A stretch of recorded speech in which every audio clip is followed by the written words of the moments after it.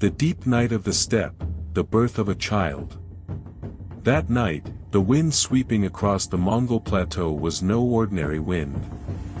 The people of the steppe knew well the changes in nature's voice. Some winds announced the approach of a herd, while others foretold an impending calamity. This howling storm that broke on the banks of the Onon River in the dead of winter seemed like a summons that even the sky was compelled to answer, to witness the birth of a child. The felt walls of the yurts tried to keep out the piercing cold, yet the night seeped into every dwelling. One of these yurts was more restless than the others, the yurt of Yasugei Bahadur. Yasugei, one of the foremost leaders of the Kyaborjijan lineage, was a noble warrior and a respected chief, yet that night he waited outside, unable to bring himself to step in. Childbirth in steppe culture was a realm men seldom approached. Besides, the fate of the child to be born was considered a matter tied to nature and the spirits. Inside, Holun's breath rose in sharp, uneven waves as the Anjaret women around her tried to support her. Holun was known not only for her beauty but also for her resilience. Even after being abducted and made Yasugei's wife, she had refused to bow her head. The women around her often recounted how enduring she was against hardship. But childbirth was a trial like no other. In the harsh life of nomads, even a small mistake during birth could mean death for both mother and child. As the night deepened, the contractions grew stronger. In the trembling glow of the candles, the darkness of the steppe sharpened the pain etched on Holun's face. At last the elderly midwife lifted the baby with a cry. At that very moment, the smoke hole at the top of the yurt opened with a sudden gust. Cold air swept inside, making the candles flicker as the midwife froze at what she saw. The newborn had a dark clot of blood in his right fist. This was no ordinary sign. In steppe belief, a child born with a blood clot in his palm was destined either for great rulership or great disaster. The midwife stepped back, eyes wide. Murmurs inside the yurt died into an eerie reverence. When Yasugei was called inside, he looked at the baby and wiped the sweat from his brow. The omen seen at the birth of his son would shape not only the future of the clan but that of the entire steppe. It is said that Yasugei chose the name Temujin after the enemy leader he captured that very day. Some say the name means iron, blacksmith, or steadfast one. Others say it came from the Tatar leader Yasugei had taken prisoner. Whichever tale is true, the howl of the cold wind at night was announcing the birth of a storm that would forever alter the history of the steppe. Orphanhood and exile, the forging of steel. When Temujin was 9 years old, life suddenly shattered. Yasugei Bahadur had been invited to a feast by the Tatars as a gesture of peace, yet the moment he sat at their table they secretly slipped poison into his drink. Rivalry among Mongol tribes was often more deadly than open warfare. On his return home, the poison began to take effect. Yasugei barely reached his yurt, dying in agony on horseback. His death was not merely the fall of a chief, it was the collapse of a family, a lineage, a future. With the strong leader gone, the Kyaborjijan community dissolved almost instantly. On the steppe, loyalty was usually bound to strength. Once strength disappeared, loyalty evaporated. The elders of the tribe used Holun's young age, the number of children, and the shortage of food as excuses to expel the family from the clan. Holun and her children were now alone. No food. Their herds taken. Old enemies still lurking. Holun did everything she could to keep her children alive, gathering wild roots by the river, grinding dried plants into mash, and sometimes boiling tree bark to extract whatever nourishment she could. These years left indelible marks on each child. Temujin's relationship with hunger, cold, and abandonment shaped his desire not only to become strong but also to understand the true value of loyalty.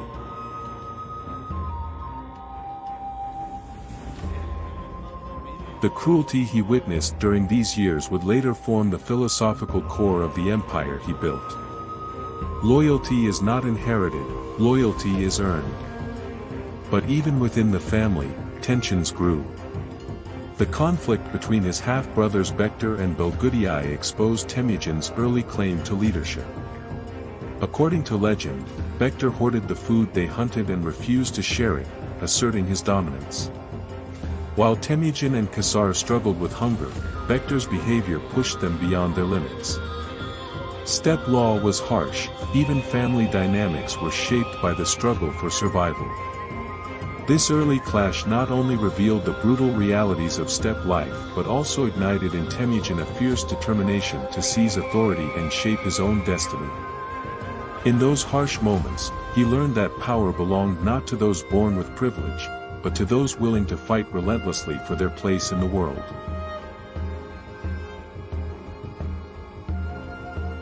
Friendship, oaths, and a brotherhood drifting toward betrayal.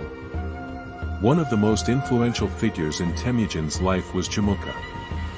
Both were born into aristocratic lineages, Temujin from the Borjigin, Jamukha from the Jurkin. Their bond began during childhood play and soon grew into a deep connection. The Mongol tradition of andaship was no ordinary friendship.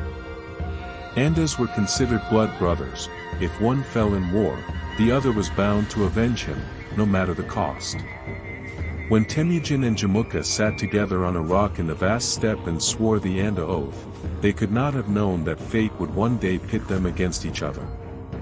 Years later, Jamukha became favored by the aristocracy, while Temujin drew the admiration of common tribesmen. Jamukha trusted his noble birth, Temujin emanated the charisma of a leader who had risen from hardship. These opposing leadership styles sowed the seeds of rivalry. Aristocrats supporting Jamukha saw Temujin's rapid rise as a threat. Temujin's growing number of nokers, warriors bound to him by personal loyalty rather than tribal hierarchy, further alarmed them.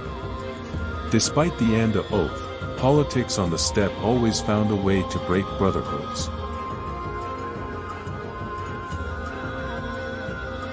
Borte and the First Great Conflict of Destiny. Childhood betrothal was common in Mongol tradition. When Temujin was still a boy, Yasujiai took him to the Angjarat tribe and arranged his betrothal to Borte, daughter of Daysechin. It was both a political alliance and a cultural bond. When Temujin reached marriage age, he went to claim Borte, and Daysechin welcomed him warmly. Borte's intelligence, patience, and political instinct would later become indispensable to Temujin. But soon after their marriage, the Merkits launched a raid. This was no coincidence. The Merkits sought revenge for Holan's abduction years earlier. Temujin's camp was attacked at night, and Borte was taken captive. This event ignited Temujin's leadership fire beyond return. Seeking help to rescue Borte was a major political step. The support he gained from Jamukha and Om Khan united three powerful forces. Their cooperation was not merely a military operation, it was a declaration that Temujin was now a leader whose voice mattered on the steppe. After Borte was rescued, Temujin's reputation soared. When Borte returned, she stood by Temujin not only as a wife but also as an advisor. A rebellion against the classes, the rise of an emperor from the lower ranks. Steppe society had long been defined by strict boundaries. A rigid hierarchy existed: military aristocracy, tribal chiefs, shamanic spiritual leaders, freemen, servants, and slaves. This order had been preserved from the Xiongnu to the doctors, with lineage and tribal prestige as the main determinants of power. Leaders like Jamukha, himself from the noble Jadaran lineage, believed this order was essential for stability. To him, a ruler had to descend from a noble line believed to originate from the Blue Wolf.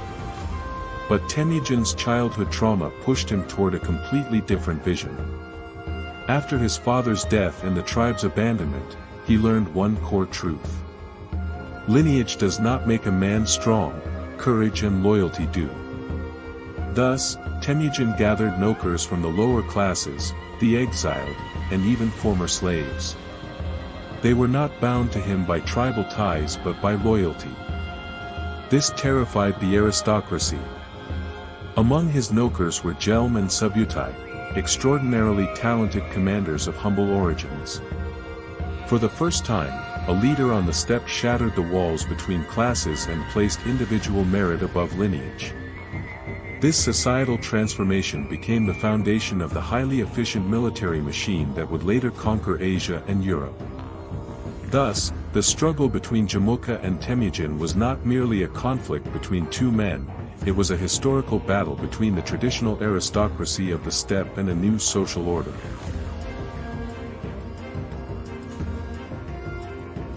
The birth of an unbeatable army. Temujin built a military system rooted in traditional steppe warfare yet elevated with extraordinary discipline and organization. This system became the most formidable war machine in history. A Mongol warrior was not merely an archer, he was also a scout, a cavalryman, a tracker, and a logistic unit. Temujin required each soldier to have at least 3 or 4 spare horses, giving his army 3 times the mobility of its rivals. While opposing armies tired in days, Mongol cavalry could advance for weeks, covering 120 to 150 kilometers in a day. Commanders were appointed solely by merit. Whether a man was noble meant nothing, only his courage, intelligence, and loyalty mattered. Thus, men like Jelm, Jebe, and Subutai, born outside the aristocracy, became legendary generals. Temujin also established the Yan, a rapid communication and postal network comprising relay stations, fresh horses, couriers, and security units. Information from the battlefield could travel hundreds of kilometers in a single day. The core of the army was the decimal structure, Arban, 10, Jagan, 100, Mingan, 1,000, Tuman, 10,000. This was not merely numerical organization, it reflected a social order of mutual responsibility. If one member of an Arban committed a crime, the entire unit was held accountable. The result was a military system that was fast, disciplined, standardized, and nearly indestructible, an invisible backbone of the empire stretching from China to Europe.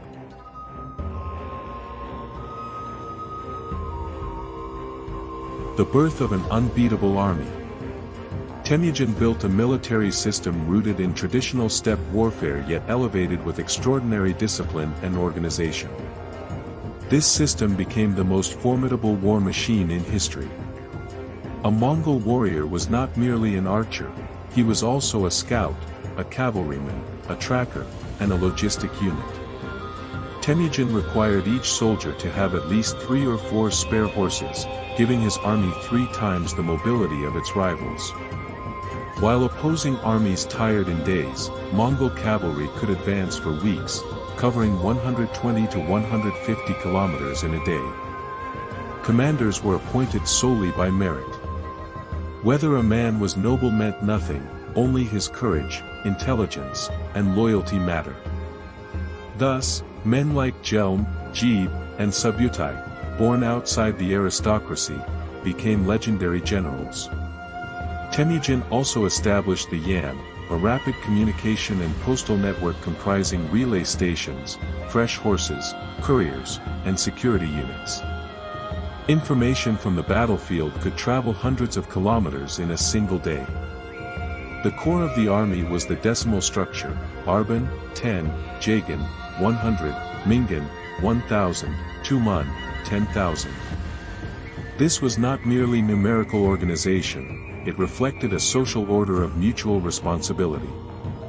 If one member of an Arban committed a crime, the entire unit was held accountable. The result was a military system that was fast, disciplined, standardized, and nearly indestructible, an invisible backbone of the empire stretching from China to Europe. The crown of the steppe, the 1206 Kurultai and the birth of Genghis Khan. After long years of struggle against Jamukha, Temujin defeated every political rival on the steppe. When Jamukha was captured, he requested an honorable death. "Do not spill my blood, let no noble blood fall."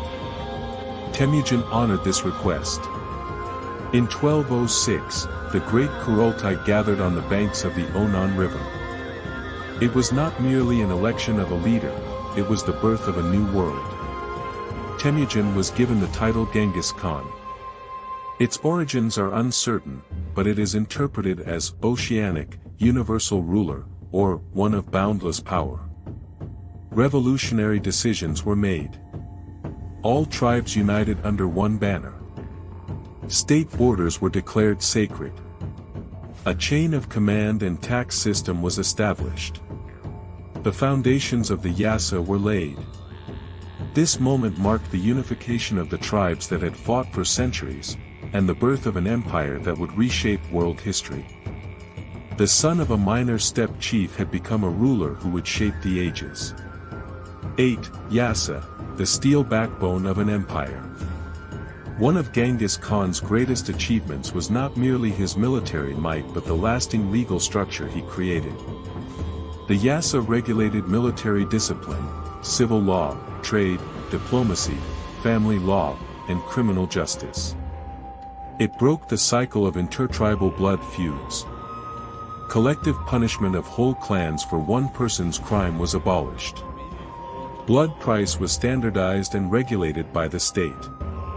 Protecting trade routes was essential. Attacking caravans was punishable by death, reviving the Silk Road from China to the Middle East. Yasa also ensured extensive religious freedom. Buddhists, Muslims, Nestorian Christians, Taoists, and shamans all worshipped under Mongol protection, a remarkable level of tolerance for the era. This legal system held the empire together not just through conquest but through order and integration.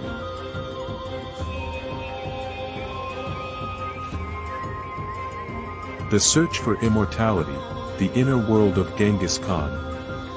As Genghis Khan grew older, he turned increasingly inward. Shamans played a major role in his life, particularly the renowned shaman Tengri. In Tengriism, a ruler was believed to be chosen by the eternal blue sky. Genghis Khan often climbed sacred mountains, attended fire rituals, and offered sacrifices to the heavens. His true quest was immortality, not of the body, but of the name. A shaman is said to have told him, "The body returns to earth, but the name is written in the sky." These words fueled his desire to reshape the world. Legends claim that during campaigns he sometimes rode away from the army at night to pray alone on sacred mountains and commune with the spirits of nature. The belief in being the Son of Heaven became the spiritual foundation of his authority. This inner quest, this hunger for an eternal legacy, became the driving force behind his conquests. To make the name immortal. The Eastern Campaigns, the fall of the Jin dynasty. The Jin campaign that began in 1211 tested the full capacity of the Mongol military. The Jin dynasty, ruling northern China, possessed advanced cities, fortresses, and sophisticated siege technologies. The greatest challenge for the Mongols was the tall walls and fortified cities. Siege warfare was alien to steppe tradition. Thus, Genghis Khan integrated surrendered Chinese engineers and captured specialists into his army, mastering catapults, trebuchets, siege towers, and even early explosive devices based on gunpowder. In 1215, the fall of Beijing marked a turning point in history. It was not merely a military victory but proof that the Mongols had become masters of urban warfare as well. This campaign brought the destinies of China and the steppe into alignment for the first time.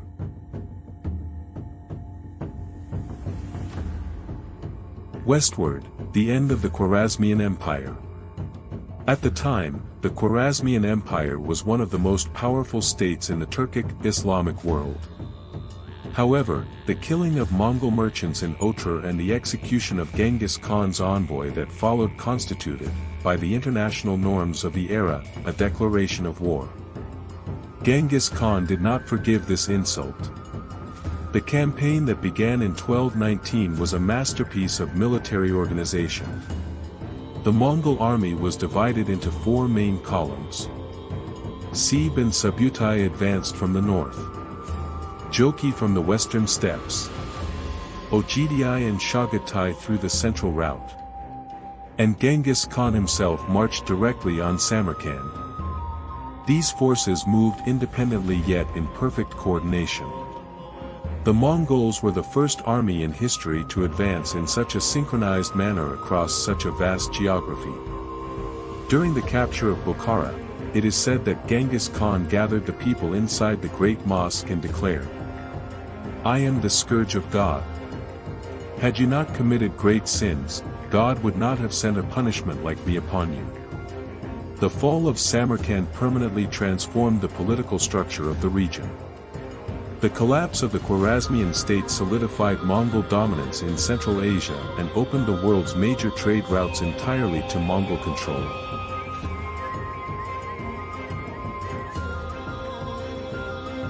The great commanders, Subutai and Seb. Subutai and Seb were not only powerful leaders of the Mongol military system but also two geniuses who laid the foundations of modern strategy. Both held Genghis Khan's absolute trust. They refused to confine steppe warfare to traditional rules and constantly introduced innovations. Seb, who had once been an enemy of Temujin in his youth, rose to extraordinary prominence after surrendering and swearing loyalty. His sharp intelligence, mastery of reconnaissance, and principle of relentless pursuit made him legendary. His ability to track and follow enemies increased the Mongol army's mobility in campaigns against the Naimans, the Merkits, and later during the enormous expedition across the Caucasus toward the Caspian. One of Seb's most famous operations was the pursuit of Khwarezm Shah Muhammad. Throughout a chase spanning thousands of kilometers, Seb and Subutai never lost his trail, eventually cornering him until he was found dead on an island in the Caspian Sea. Subutai, on the other hand, was the most far-reaching strategic commander in Mongol military history. He is often called the brain behind all major campaigns. The 1236 to 1242 European campaign was conducted under his leadership. His systematic defeat of the Russian principalities and his victories on two separate fronts, Poland and Hungary, at the same time are rarely matched in world history. At the Battle of the Sejo River, his feigned retreat and flanking maneuvers became foundational examples in military strategy manuals. Subutai's excellence in planning enabled the Mongols to push deep into Europe not only with sheer force, but through an elaborate multi-stage logistical system he had designed.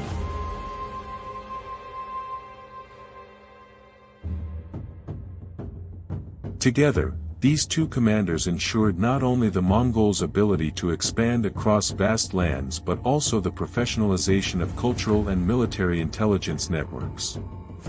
Thus, Mongol invincibility stemmed not only from speed but also from flawless information systems and the strategic brilliance of these two men. Sons of the Khan, pillars of an empire. Genghis Khan's sons, Joki, Chagatai, Ogedai, and Talyui, were profoundly different in character, and these differences became advantageous in the empire's expansion. Each went beyond the traditional steppe roles and became pillars of the Mongol state system. Joki, the eldest, was a broad-minded and conciliatory leader. He was entrusted with the administration of Russia and the Kipchak steppe. His method of managing the region's complex tribal relations allowed Mongol expansion there to proceed with minimal resistance. His early death was a major loss, especially during Subutai's European campaign. Chagatai was the stern enforcer of discipline and law. His strict application of the Yasa preserved central authority. He established order in regions such as Otrar, Tashkent, and Kashgar. Ogdi, chosen by his father as the future Great Khan, was the most diplomatic and even-tempered among the brothers. A visionary administrator, he laid the foundations for vital reforms such as organizing caravan routes, founding the new capital Karakoram, and shaping the tax system. Talyui distinguished himself through his warrior spirit and military leadership. He played the most crucial role in breaking the last resistance of the Jin dynasty in northern China. After his father's death, he assumed de facto command of the Mongol army, preserving the stability of the empire.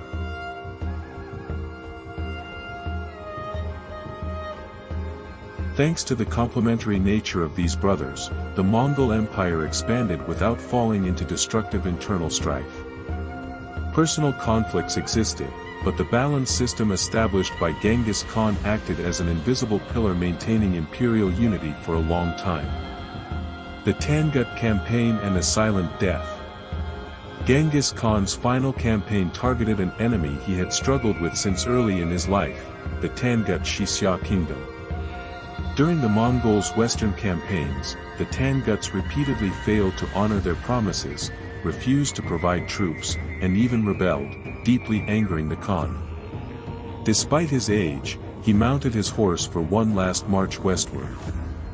As Xia cities fell one by one, Genghis Khan grew increasingly worn down by the harsh climate and the grueling nature of the campaign.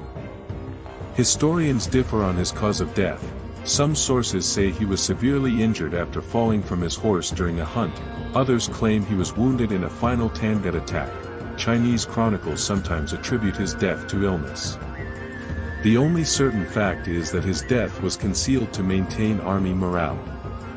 The secrecy of his burial is one of the greatest mysteries of Mongol tradition.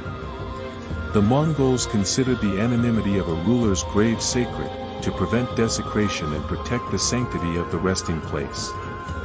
The funeral escort was ordered to eliminate any witnesses along the way.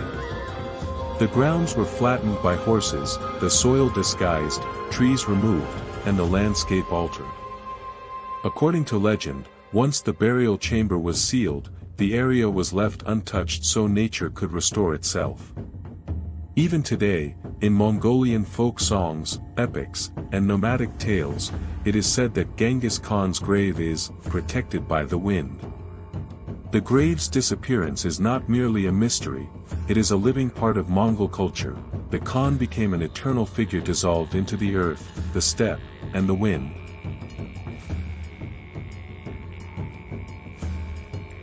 Ogdi and the Pax Mongolica, an era when the world took a breath. After Genghis Khan's death, Ogdi Khan ascended the throne and led the Mongol Empire to its greatest territorial extent. Though a warrior, his true power lay in administration. He transformed Karakoram into an organized capital and established a multicultural center where people of all backgrounds could trade freely. This period saw the rise of the Pax Mongolica, a Mongol-enforced peace. The security network the Mongols established revitalized the Silk Road from China to Europe. Caravans traveled safely with official Mongol permits called peza, and could rest and change horses at yam relay stations. Through this network, knowledge, culture, and science flowed freely between Asia and Europe. During Ogdi's reign, the Jin dynasty was completely destroyed, Korea was brought under Mongol authority, and the European campaigns were launched, doubling the empire's power. The secure road system established in this era later formed the basis for the travels Marco Polo would recount. The Pax Mongolica was not only a time of peace but also the world's first broad system of economic and logistical integration. Scientific discoveries, astronomical knowledge, paper money, and cultural exchange flourished. The division of the empire into four. Over time, the vast Mongol Empire inevitably had to divide. The territory had grown too large for centralized control, each region developed its own unique challenges. Thus, the empire was split into four major khanates, maintaining dynastic legitimacy. The Golden Horde, ruled by Jochi's descendants, covering Russia and the Kipchak steppe. The Chagatai Khanate, in the heart of Central Asia, along the major trade routes. The Ilkhanate, encompassing Iran, Azerbaijan, Eastern Anatolia, and Iraq. The Yuan dynasty, the great empire established in China by Kublai Khan. This division was not a collapse but a natural transformation. Each Khanate preserved elements of Mongol heritage, administration, law, postal systems, military organization, and influence surrounding civilizations for centuries. The Ilkhanate's scientific progress, the Golden Horde's trade networks, and the Yuan's restructuring of Chinese civilization ensured the long-lasting impact of Mongol rule. 17. The Eternal Wind. Today, the steppe wind still carries the story of Genghis Khan. The child born in a tent by the Onan River traveled from small tribal conflicts to shaping one of the largest empires in world history. Genghis Khan is no longer merely a ruler, he is the beginning of an era. His legacy is a force that continues to influence military strategy, international trade systems, diplomacy, and cultural exchange networks. For the steppe, he remains a living legend, for history, a turning point. And each time the wind blows, it whispers his name. Genghis Khan, a storm, an age, an eternity.